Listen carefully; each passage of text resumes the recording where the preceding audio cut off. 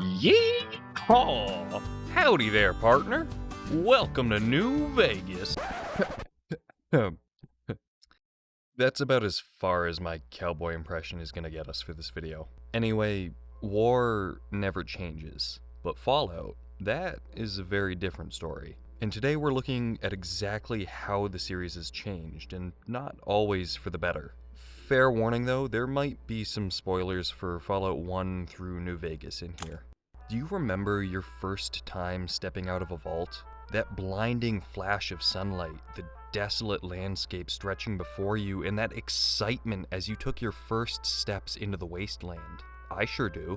What I also remember are the countless times I've watched NPCs clip through walls, ragdoll physics sending bodies into orbit, and quests breaking in ways the developers never could have imagined. And somehow, those moments are just as memorable as the scripted ones. The Fallout series has been on one hell of a journey, transforming from isometric RPG to first-person shooter, changing hands from Black Isle to Bethesda, and evolving from meaningful choices into stonewalling players. It's mutated more than a ghoul running a cozy bar 20 yards from a nuclear bomb. And like any mutation, some changes were beneficial, while others, well, they don't just work, as Todd Sweet Little Lies Howard would like you to believe. Back in 1997, Fallout wasn't just another post-apocalyptic game. Now, this might be super controversial of me to say, but Fallout was actually revolutionary for how it approached player choice. If you couldn't tell, that was sarcasm. If you built a combat-heavy character, you could go in guns blazing. If you preferred sneaking, you could throw on a stealth boy, plant a device without being spotted, and slip away undetected. If you invested in intelligence and speech, you could talk the Master, the antagonist of the entire main story, into giving up by exposing the logical flaws in his grand plan. Keep that one in mind for later, by the way. You're gonna want to see how this all ties together. You could even join him if you wanted and unlock an alternate ending. The game respected your choices in ways few RPGs had done before, and realistically, very few have done in quite the same way since then. Look at the questline for Junktown. Help Sheriff Killian maintain law and order, and Junktown becomes a restrictive and less prosperous town. Or let Gizmo's criminal operation flourish, and you end up with a thriving, if morally questionable, trading hub. It's like if they turned the Steam market into a real place. No clear-cut good or bad choices though, just consequences that make sense in this world. Fallout 2, which was announced on fucking Usenet, I mean, holy shit, gaming has come a long way. Well, it took everything that worked in the first and cranked it up to 11. The world felt like a living, breathing powder keg, and you got to be the spark that set everything off. Now, these games weren't perfect, technically. They had their share of bugs and crashes, and maybe they look a bit antiquated by today's standards. But their design philosophy was crystal clear. Player agency mattered.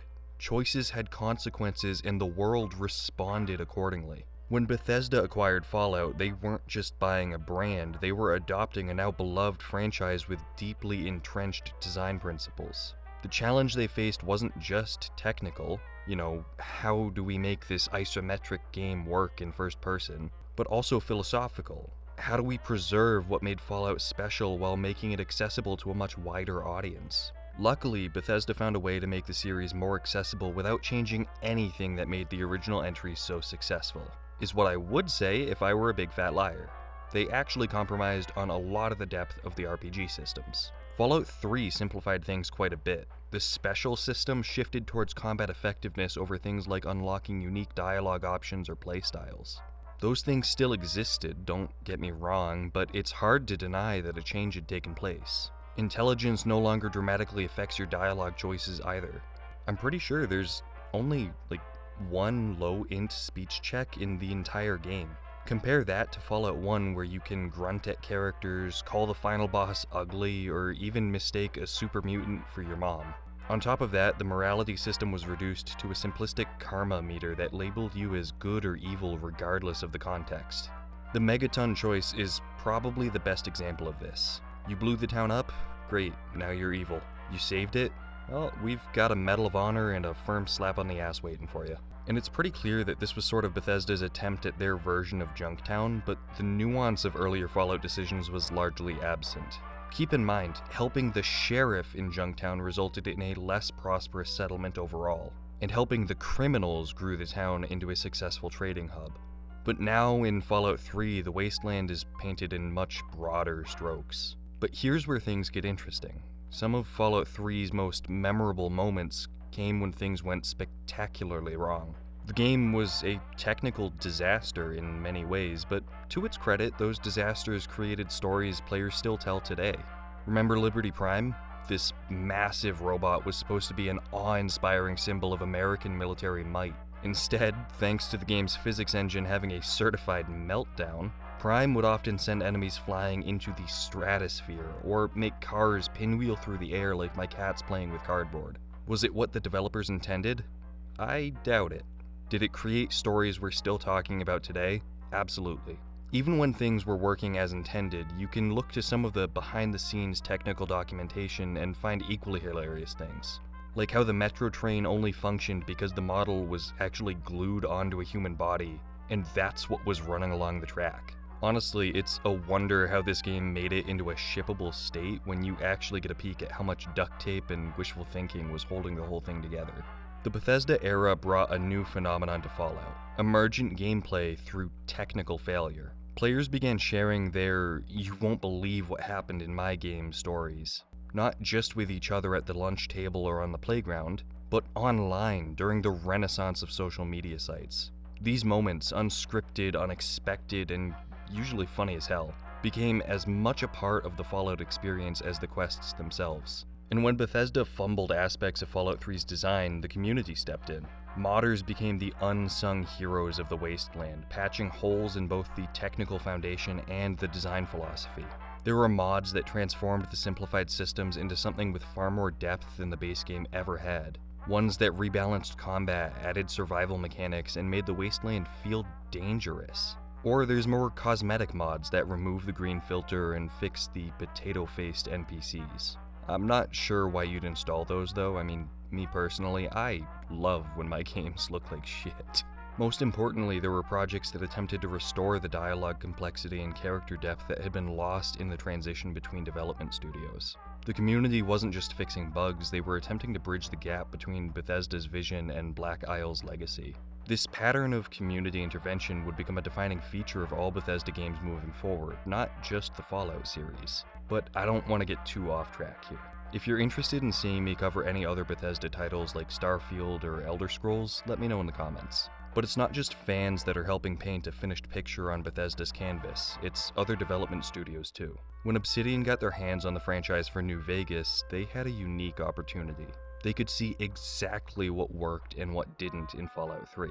They had access to the same engine and tools, but they also had the perspective to recognize where Bethesda had strayed from what made the original Fallout games just that special. New Vegas, in this regard, acted more as a course correction than just a simple sequel. It kept what worked in Fallout: gunplay with VATS, the immersive first-person perspective, the environmental storytelling, but it reintroduced what had been lost. Meaningful choice, faction dynamics, skill checks that actually reflected your character build, and companions with depth. Just take Mr. The Game Was Rigged From the Start, Benny, as an example of this restored complexity. When you're finally at a point in the game where you can confront him, you could shoot him on sight, lure him to your room for a private quote-unquote conversation, forge an alliance, or any number of approaches. And each one felt valid and led to its own cascade of consequences. The faction system was a stroke of genius too. Maybe you help the NCR with one problem, and sure, they like you more, but now the Legion's giving you the side eye. And those independence-minded folk in Good Springs are getting nervous. Every good deed has ripple effects that make the world feel alive and responsive. And do you remember what I said earlier in the video about being able to essentially convince the final boss that their ultimate plan was just plain stupid? Well, get ready. Here's the callback to that moment. That's right, we've got a callback to an earlier moment. That means this is a good YouTube video. We are engaging the viewer. Let me know in the comments if your brain feels really tingly because of this callback. Anyway, my point here is that you can have a very similar ideological battle of wits with Lanius in New Vegas, convincing him that this isn't a war worth fighting and having him call off his invasion. There are a buttload more examples of these kinds of fundamental improvements present in the game when compared to the previous entry, but here's the crucial point. New Vegas could only exist because Fallout 3 stumbled first. Obsidian could examine what worked and what didn't. They could see how players responded to the simplified systems. They could watch the mods that gained popularity and understand what the community felt was missing. New Vegas wasn't created in a vacuum, it was created as a response to both the triumphs and failures of Fallout 3. Without Bethesda's missteps, Obsidian wouldn't have had the roadmap for what needed to be fixed.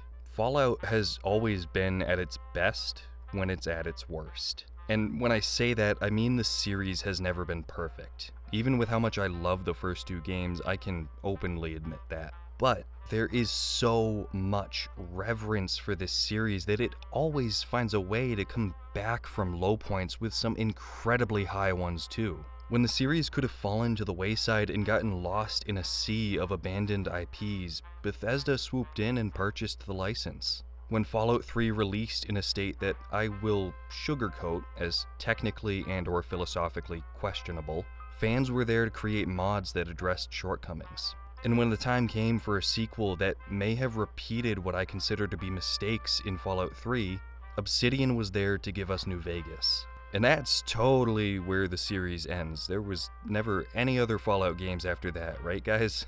The true legacy of Fallout isn't any one single game, but how these titles, particularly Fallout 3 and New Vegas, showed different paths forward for the series. They showed that technical glitches can become funny stories for players to share. They reveal how community intervention through mods can not only transform a game, but become a core part of a franchise's identity. And they demonstrate that sometimes a series needs to stumble before it can find its footing again.